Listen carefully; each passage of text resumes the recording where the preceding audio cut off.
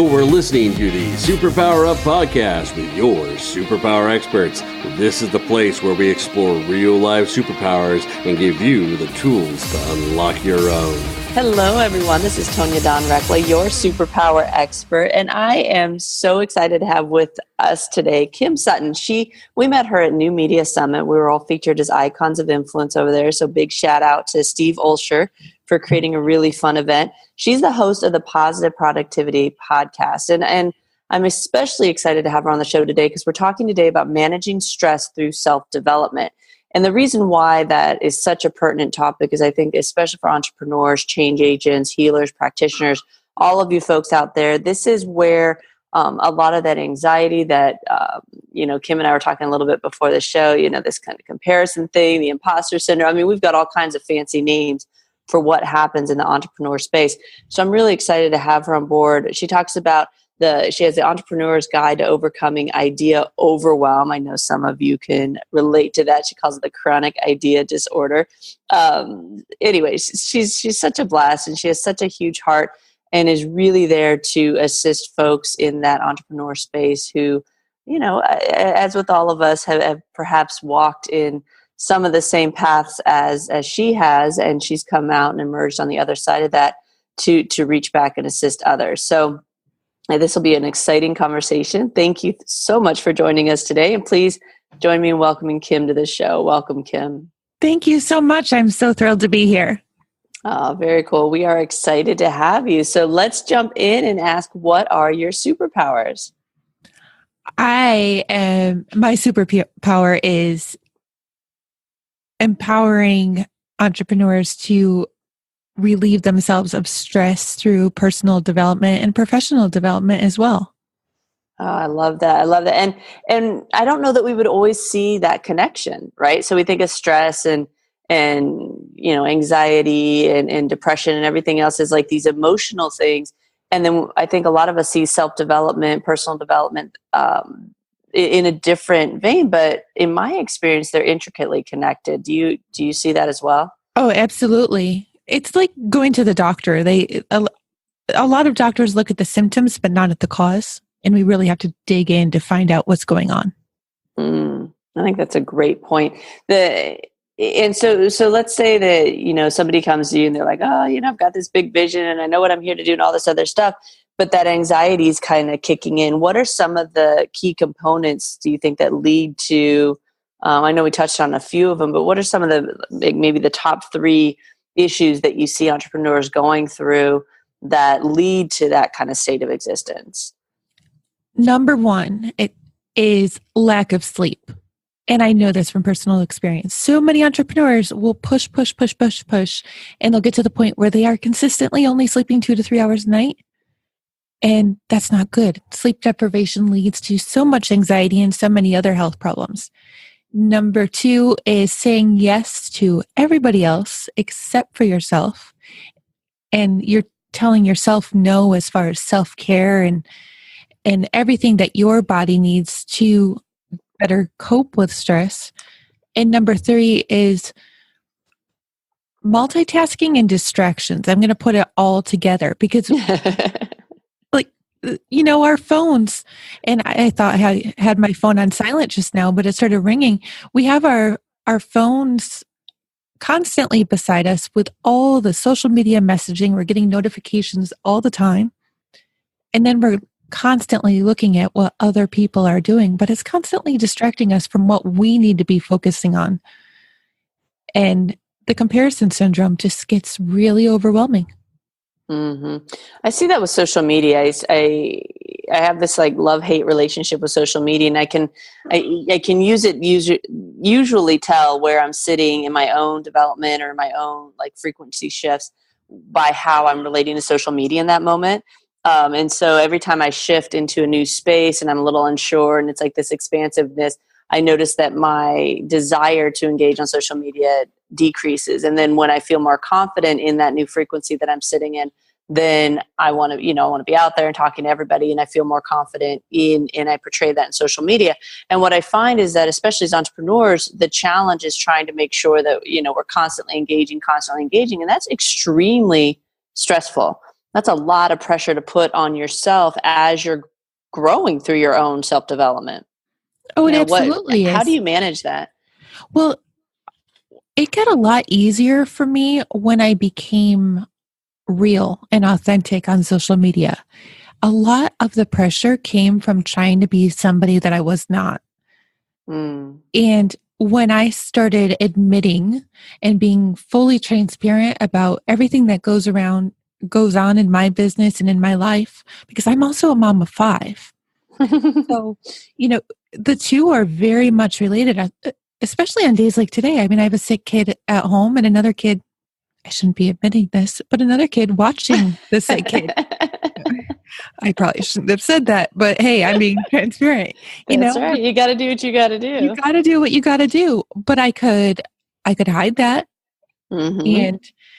and just pretend that everything is perfect around here, but everything's not perfect. And by being more transparent and more authentic, I'm able to build my community, and people chime in and they're like, yeah, I've dealt with that too. Although I'm not sure how many people would actually admit that they kept another kid home just to keep one, I would imagine that happens far more frequently than we realize. Yeah. But there you go.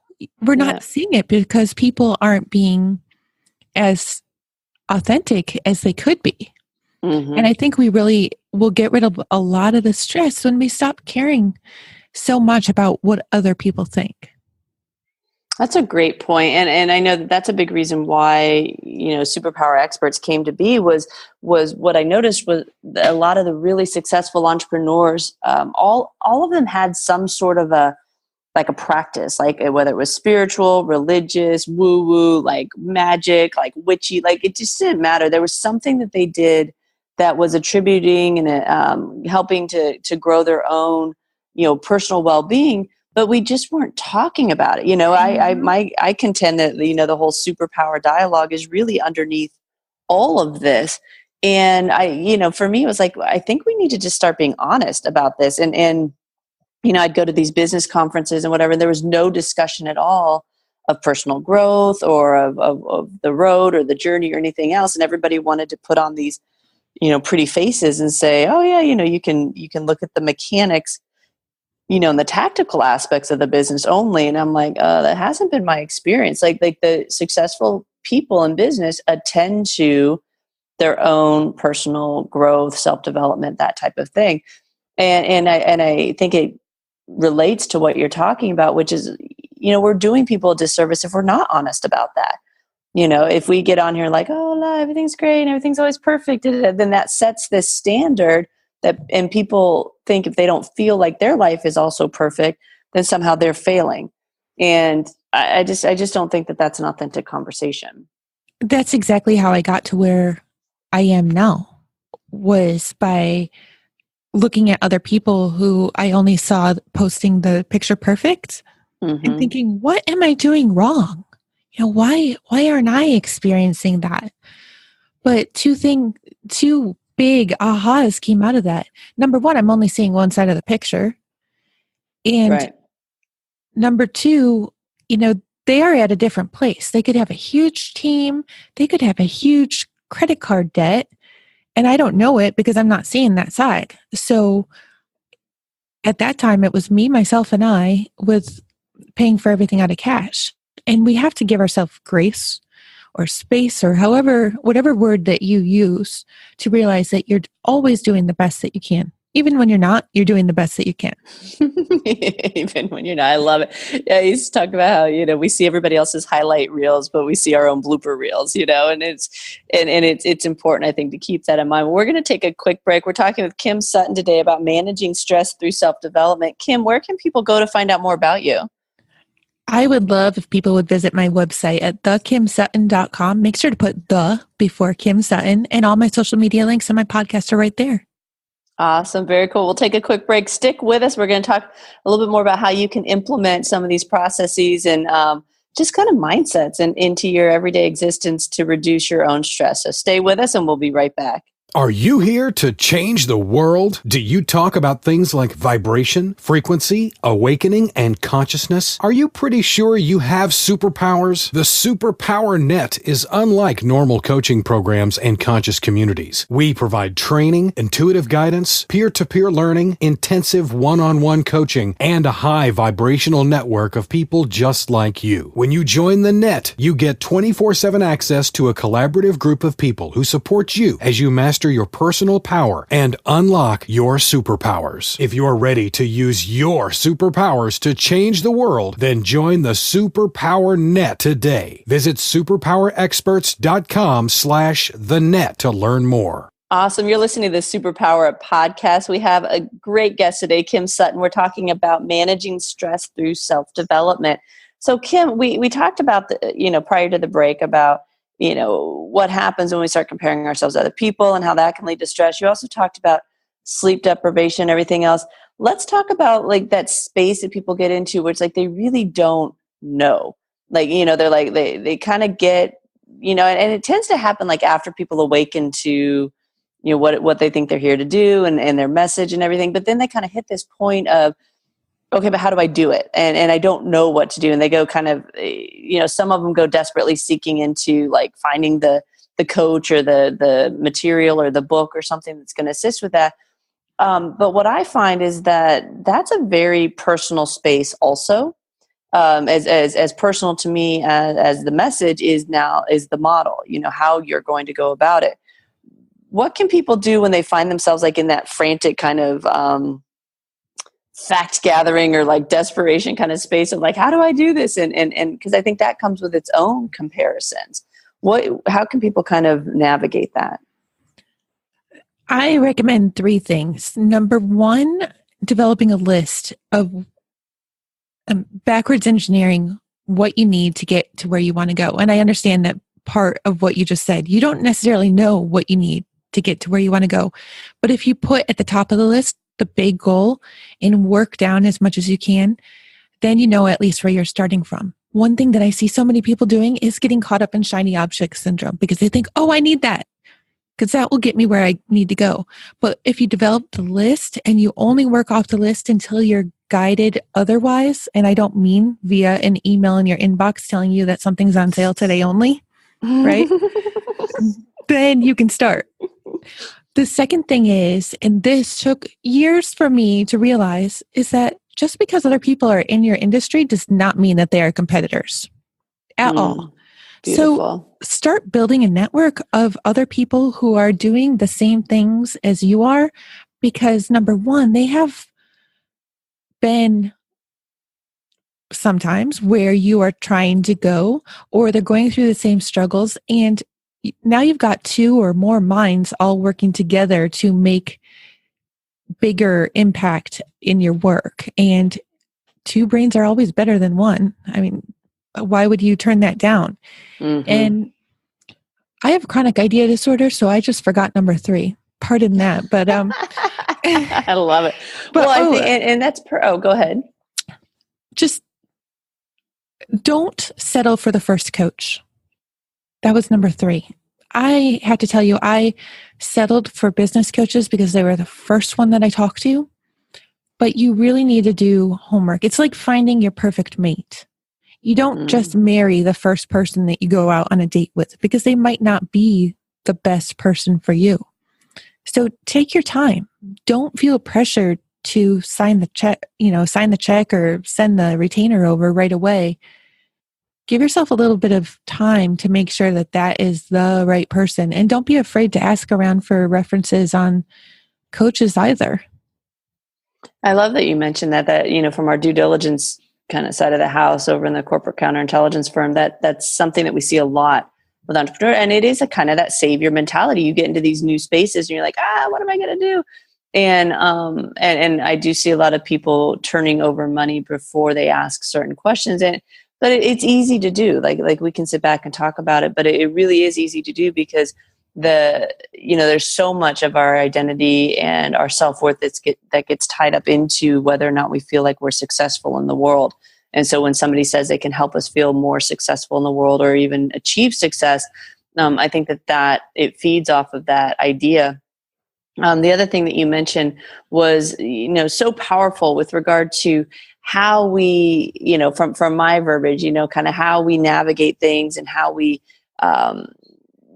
it's easy to go into that overwhelm. And I like that you talked about, getting clear, writing it down, and the overwhelm space almost always exists solely within our own mind space, and when you can kind of get it all out.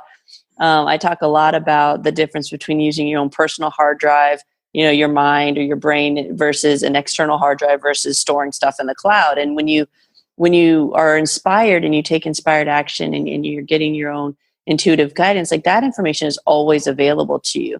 But oftentimes we want to take it and store it and put it in our own mind and organize it and do all these other things.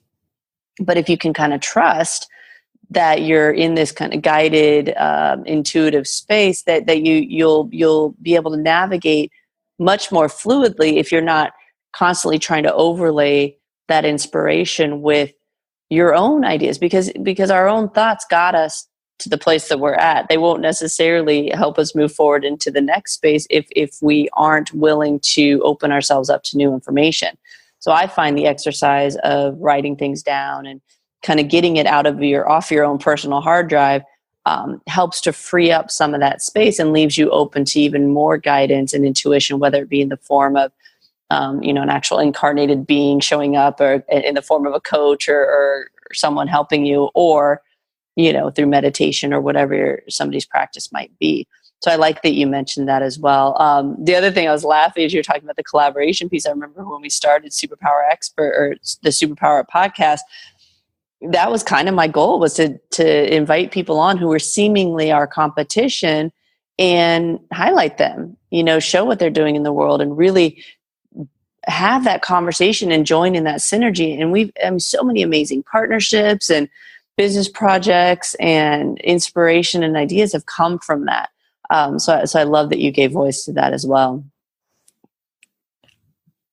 Tonya, sometimes I wish that I had a USB port behind my ear. Let's do it. I'm sure we can make that. That's an entrepreneur idea right there. Let's it is. Do it. I just want to put a thumb drive behind my ear, and download all my ideas and maybe stick it into a 3D printer and have it produce itself all of a sudden. Beautiful. Because then they wouldn't constantly be taking up all that space, because there's only so much that you can write before your brain gets tired. And every time, I can't walk from one side of the room to the other without getting another idea. It's exhausting sometimes. Oh, very cool. Well, I have noticed in one of the assessments that we do, SuperPower Design, there is a particular kind of gift that people have, and it is about ideas, and it's the idea that some of us agreed to allow certain ideas to come through us into conscious form. That doesn't necessarily mean that we're here to do the ideas. It means that we get to kind of watch with this, like we get to see them first before they actually materialize. And those folks are really challenged with that early on, because they don't know what's happening. They think that they're all their ideas and that they're responsible for doing them. But I like to tell people who have that particular gift that it's more like they get first right of refusal. So they see this stream of ideas going through, and when you can neutralize the anxiety that comes with that and allow for it to just be this beautiful gift, and you can kind of watch as an observer as all these ideas flow by you, and then kind of pluck out the one that you want to do, but trusting that if you don't do them, other people will. But it's a really unique gift that comes forward as people start to play in the superpower space, unlike any of the others. And so it may be that you're predisposed to that one, because it does kind of wreak havoc on people until they see it as a superpower, I guess, is kind of the verbiage that we use. So for what it's worth, that may be something that you have. I love that. I am trying to fight the villain, though, that keeps on plucking out every single idea and telling me to work on every single one as it goes through. And that's, I feel like there could be two superpowers there. The one that manufactures all the ideas, and the one who knows how to tame them. Yeah. Well, that's part of the process, is since all of our superpowers start off as challenges, there's this neutralization process that has to occur. And then once the neutralization process occurs, then the gift really starts to unfold. So I think what you're speaking to is the evolution of that gift.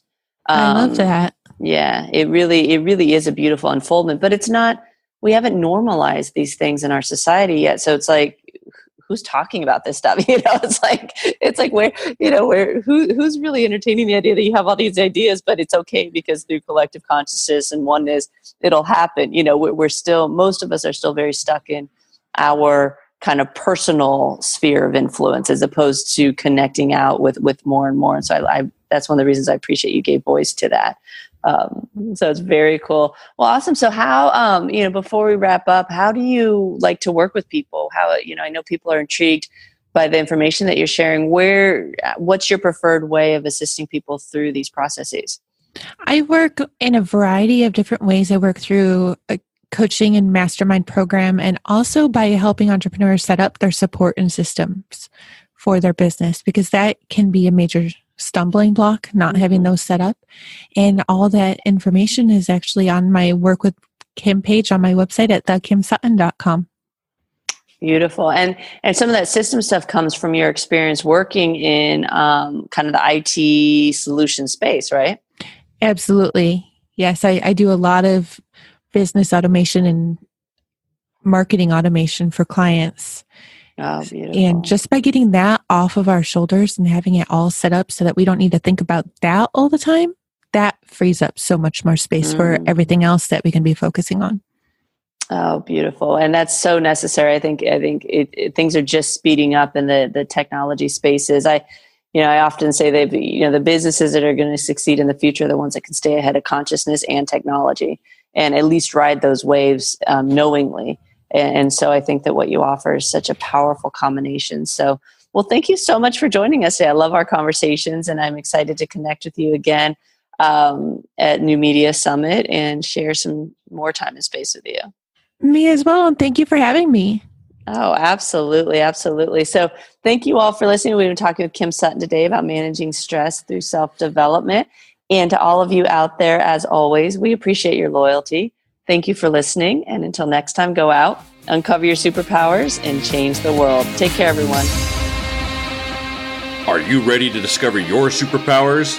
Go now to superpowerexperts.com and discover your superpowers today.